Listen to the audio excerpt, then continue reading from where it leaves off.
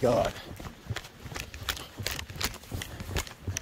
On March 13th, Russian warplanes bombed a base in western Ukraine that since the start of the war had been used to arm and train hundreds of foreign fighters to deploy to the front lines. Just days before, we met some of those fighters as they arrived in Ukraine and spoke with them about their motivations to fight against Russia. If I have to fight, I will fight. I'm scared for Ukraine. In Lviv, we met a volunteer coordinator who goes by Doc. He was helping fresh arrivals get set up with a meal and lodging and then registered to get a weapon.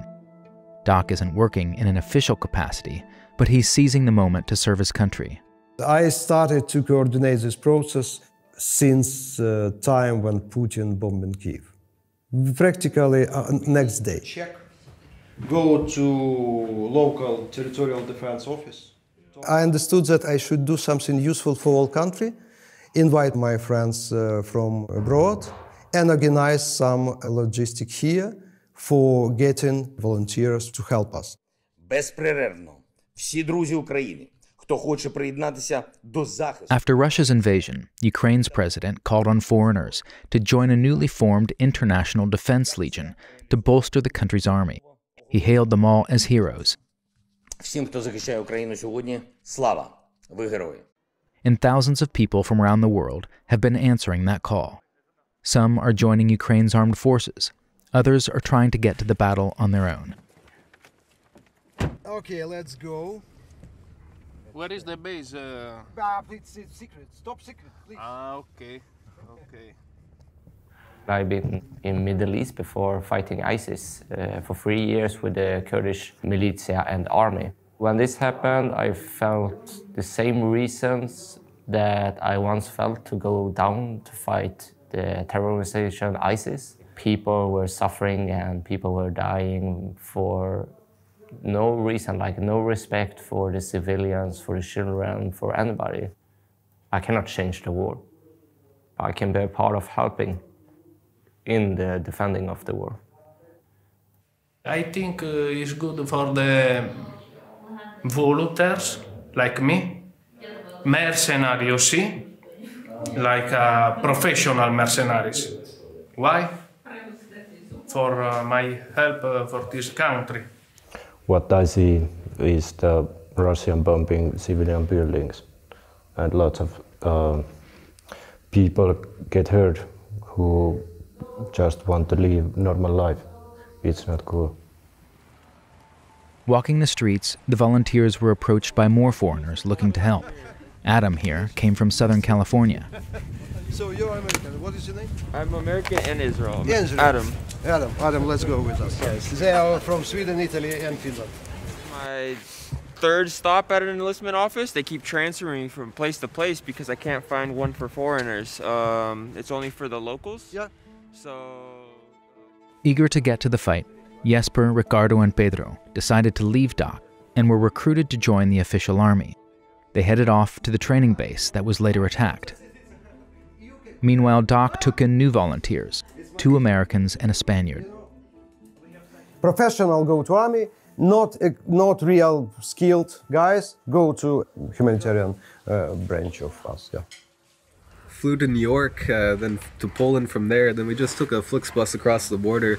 And then after that, we just came to Lviv. We're staying here for a bit, and then I met up with those guys. And now we're on our way to the military office to get signed up. I did something similar when I was 19. I went to Iraq to join up with the Yeveshe. So it's not like my first time traveling overseas and going to like a dangerous area. That's after we like organized all our ammunition and stuff. We had a couple old Russian grenades in the back too when we were over there. I worked at a place called Taco Bell. It's a fast food restaurant in the US. It's really easy for me to save up money. And I saw everything that was happening here. I just decided to take that money, buy the plane ticket, and come out here. Oh, Adam. Oh, we got some food up there for you.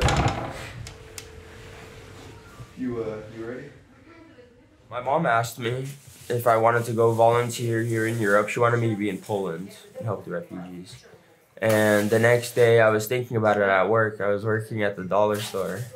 And I just decided that I'm gonna do it.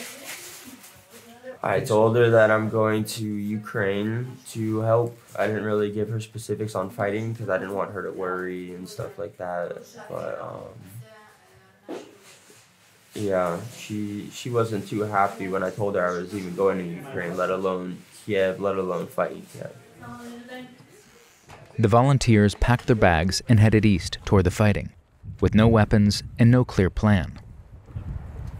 I don't think that only foreigners can save us. Definitely not. But the feeling of solidarity and uniting, links between people. They feel that they have support of globe. It's incredible, really.